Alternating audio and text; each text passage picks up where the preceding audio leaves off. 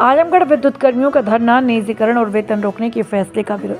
आजमगढ़ विद्युत विभाग के निजीकरण और कर्मचारियों का वेतन रोकने के विरोध में मंगलवार को मुख्य अभियंता कार्यालय सिधारी हैंडल में बिजली कर्मियों ने जोरदार प्रदर्शन किया। सुबह 10 बजे से शाम 5 बजे तक चले इस ध्यानाकर्षण आंदोलन में किसान संगठनों, उपभोक्ता संघों और सामाजिक कार्यकर्ता ने हिस्सा लिया। धरने को संबोधित करते हुए राष्ट्रीय सामाजिक न्याय आंदोलन के निदेशक रामचंद्र यादव ने कहा, बिजली कर्मियों की लड़ाई केवल विभागीय नहीं बल्कि जनता के अधिकारों की लड़ाई है। अगर उनकी मांगें नहीं मानी गई तो यह आंदोलन जल्द ही जन आंदोलन का रूप लेगा।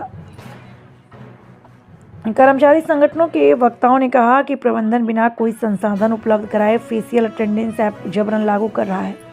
ऐप का विरोध करने पर कर्मचारियों का वेतन रोकना प्रबंधन की तानाशाही नीति का उदाहरण है। उन्होंने कहा कि जून माह की चिलचिलाती धूप और बारिश के बीच कर्मचारियों ने 24 घंटे निर्बाध बिजली आपूर्ति सुनिश्चित की। इसके बावजूद उनका वेतन रोकना बेहद निंदनीय है। आर पार की लड़ाई को मजबूर होंगे। धरने में मौजूद कर्मचारियों ने चेतावनी दी कि अगर वेतन जल्द जारी नहीं किया तो समस्याओं का समाधान नहीं हुआ तो आर पार की लड़ाई के लिए बाध्य होंगे। सभा की अध्यक्षता काशीनाथ गुप्ता और संचालन प्रभु नारायण पांडे प्रेमी ने किया। धरने में उपेंद्र नाथ चौरसिया, चंद्रशेखर, निखिल शेखर सिंह आदि लोग मौजूद रहे। आजमगढ़ से ब्यूरो चीफ सरफराज अहमद।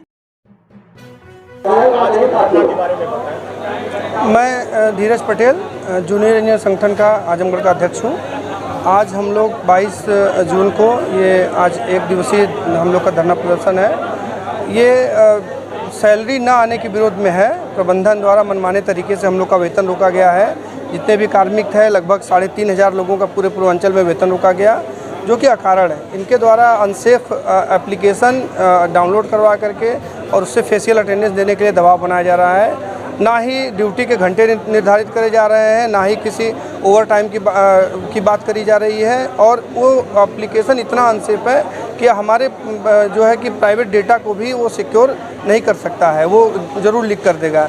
इसके विरोध में आज हम लोग जो है लगभग 250 दिन हो गए हम लोग को निजीकरण का विरोध करते हुए। और ये पिछले महीने का जो वेतन नहीं आया, इसके वजह से तमाम परेशानियां, लोगों के बच्चों की फ़ीस, गरीब परिवार में जो भी हैं उनके माता पिता के दवाइयों का, अन्य जो है LIC के जो है इंस्टॉलमेंट हैं, EMI के इंस्टॉलमेंट सारे बाउंस हो रहे हैं। इस पर मैं प्रबंधन से और सरकार से ये निवेदन करना चाहूँगा कि रुके हुए वेतन को जल्द से जल्द इसको जो है कि रिलीज़ करा जाए, जिससे कर्मचारियों में आक्रोश कम हो।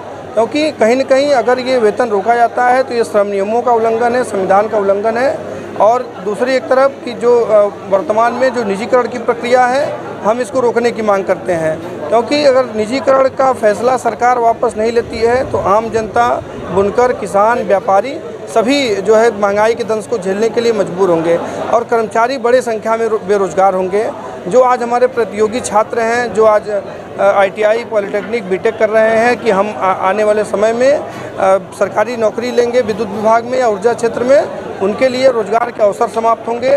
और प्राइवेटाइजेशन होने से आरक्षण पे भी बहुत बड़ा कुठाराघात होगा। जो इन सभी प्रक्रियाओं को रोकने के लिए मैं तत्काल एज कर्मचारी, जनता और मैं एक तरीके से भारतवासी, उत्तर प्रदेश का निवासी होने के नाते मैं सरकार से और प्रबंधन से ये आग्रह करूंगा कि ये निजीकरण की प्रक्रिया रोका जाए और जो कर्मचारियों के सैलरी रोकी गई है उसको तत्काल रिलीज करा जाए।